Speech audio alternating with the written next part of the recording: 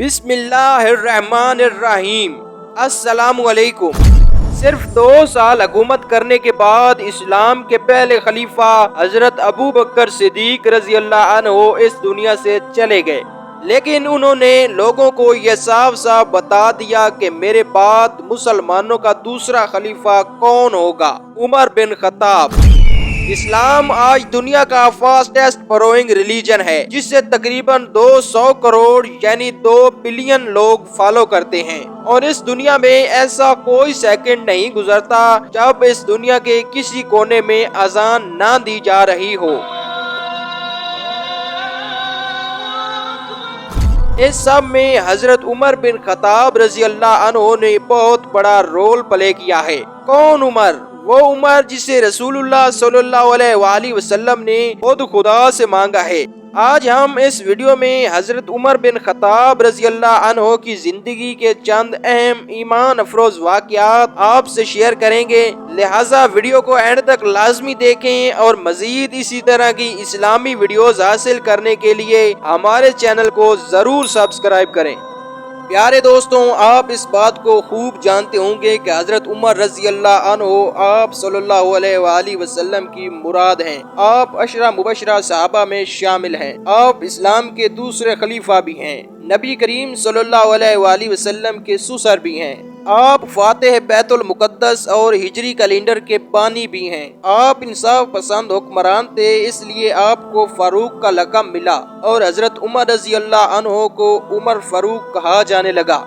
आपके तकरीबन 10 साल दौरे खिलाफत में ईरान, इराक, मिस्र, शाम, लेबिया, खरासान, मशरकी अनातोलिया, जनूबी अर्मीनिया और सजस्तान फतह होकर ममलकत इस्लामी में शामिल हुए और इस तरह 22,51,030 मुरब्बा मील पर इस्लाम का झंडा लहराया गया। हजरत उमर बिन खत्ताब रजी अल्लाह अन्हु के इस्लाम लाने के बाद सबसे पहले मुसलमानों ने खुलकर मस्जिद हराम में नमाज अदा की। हजरत अब्दुल्लाह बिन मसूद रजी अल्लाह अन्हु ने कहा कि हजरत उमर रजी अल्लाह अन्हु के इस्लाम लाने के बाद फिर हमें हमेशा इज्जत हासिल रही। कई मौके ऐसे भी आए जब हजरत उमर रजी अल्लाह अन्हु ने कोई तजवीज़ पेश की या बात की तो अल्लाह ताला ने इसी बात की तस्दीक में कुरानी आयात नाजिल की। हजरत मोहम्मद मुस्तफ़ा सल्लल्लाहु अलैहि वसल्लम ने फरमाया, ऐ इब्ने खत्ताब, इस ज़ात की कसम जिसके कब्ज़ा कुदरत में मेरी जान है,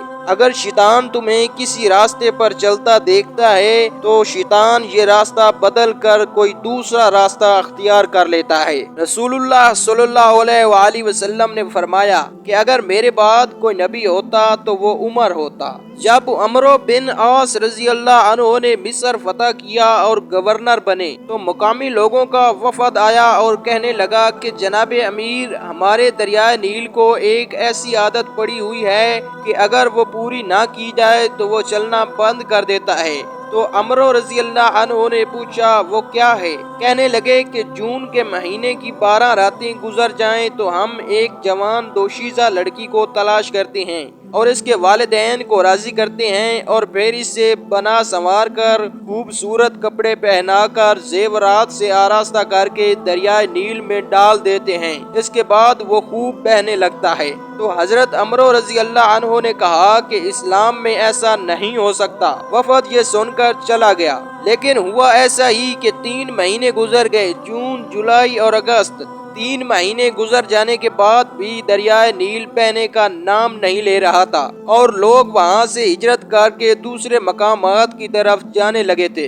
तो हजरत अमरो रजी अल्लाह अन्हु ने ये देखा तो खत लिखकर हजरत उमर बिन खत्ताब रजी अल्लाह अन्हु से मशवरा तलब किया। हजरत उमर बिन खत्ताब रजी अल्लाह अन्हु ने जवाब में लिखा कि तुमने ठीक कहा है, इस्लाम वाकई पुरानी जाहिलाना रस्मों की इजाजत नहीं देता। हजरत उमर बिन खत्ताब रजी अल्लाह अन्हु ने जवाब में लिखा, आपने फरमाया कि मैं तुम्हारे पास एक पर्चा भेजता हूँ। तो आपने एक पर्चा लेकर हजरत अमरो रजी अल्लाह अन्हु के पास भिजवा दिया। حضرت عمر رضی اللہ عنہ نے جب پرچہ کھول کر دیکھا تو اس میں لکھا تھا کہ اللہ کے بندے امیر المومنین عمر کی طرف سے مصر کے دریائے نیل کے نام حمد و صلات کے بعد اگر تو اپنی مرضی سے بہا کرتا ہے تو بہنا بند کر دے، اور اگر خدائے واحد و قہار تجھے چلاتا ہے تو ہم اسی خدائے واحد و قہار سے دعا کرتے ہیں کہ وہ تجھے بہنے پر مجبور کر دے۔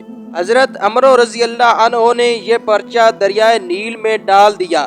جب صبح کو جا کر دیکھا تو دریائے نیل پوری آب و تاب کے ساتھ بہنا شروع ہو چکا تھا۔ حضرت ایاس بن سلمہ اپنے والد حضرت سلمہ سے نقل کرتے ہیں کہ انہوں نے کہا کہ ایک مرتبہ حضرت عمر رضی اللہ عنہ بازار سے گزرے، ان کے ہاتھ میں کوڑا تھا، آپ نے آہستہ سے یہ کوڑا مجھے مارا اور میرے کپڑے کے کنارے کو لگ گیا اور فرمایا راستے سے ہٹ جاؤ۔ جب اگلا سال آیا تو آپ کی مجھ سے ملاقات ہوئی، مجھ سے کہا اے سلمہ کیا تمہارا حج کرنے کا ارادہ ہے؟ میں نے کہا جی حضور میرا حج کرنے کا ارادہ ہے۔ آپ میرا ہاتھ پکڑ کر مجھے اپنے گھر لے گئے اور مجھے 600 درہم دیے اور کہا انہیں اپنے سفر حج میں کام کے طور پر استعمال کر لینا، یہ 600 درہم اس ہلکے سے کوڑے کے بدلے میں ہیں جو میں نے تمہیں مارا تھا۔ تو سلمہ رضی اللہ عنہ فرماتے ہیں کہ میں نے کہا اے امیر المومنین مجھے تو وہ کوڑا یاد بھی نہیں، تو آپ نے فرمایا مجھے تو یاد ہے۔ اس کے بعد کہا جاتا ہے کہ حضرت عمر بن خطاب رضی اللہ عنہ نے ایک بوڑھے زمی کو دیکھا، وہ لوگوں سے کھانا مانگ رہا تھا۔ حضرت عمر بن خطاب رضی اللہ عنہ نے لوگوں سے اس کے بارے میں پوچھا تو لوگوں نے کہا کہ یہ زمی ہے، بیچارہ کمزور ہے اور بوڑھا ہو گیا ہے۔ حضرت عمر بن خطاب رضی اللہ عنہ نے اس کے ذمے جو جزیہ تھا اسے معاف کر دیا، تو آپ نے لوگوں سے فرمایا کہ پہلے تم نے اس پر جزیہ لگایا جسے وہ دیتا رہا، اور اب جب وہ بوڑھا اور کمزور ہو گیا ہے تو تم نے اسے کھانا مانگنے کے لیے چھوڑ دیا ہے۔ پھر حضرت عمر رضی اللہ عنہ نے اس کے لیے 10 درہم کا وظیفہ مقرر کروا دیا۔ حضرت عمر رضی اللہ عنہ بدر سے لے کر فتح مکہ اور اس کے بعد کی تمام غزوات میں حضور صلی اللہ علیہ وآلہ وسلم کے ساتھ شریک رہے۔ آپ نہایت ہی سادہ تھے مگر بڑے بہادر تھے۔ آپ نے پیوند لگے کپڑے پہنے، راتوں کو پہرا دیا، خود سامان کی بوری اٹھائی، غلام کو سوار کیا اور خود پیدل چلے۔ اسلام کے اس شہزادے کو ایک مجوسی نے فجر کی نماز پڑھانے کے دوران خنجر مارا، جس کی وجہ سے آپ یکم محرم الحرام کو شہادت کے رتبہ پر فائز ہوئے، اور گنبد خضرا میں حضور صلی اللہ علیہ وآلہ وسلم اور حضرت ابو بکر صدیق رضی اللہ عنہ کے ساتھ آپ کو جگہ ملی۔ اگر ہماری ویڈیو اچھی لگی ہو تو ویڈیو کو لائک اور چینل کو سبسکرائب ضرور کر دیں۔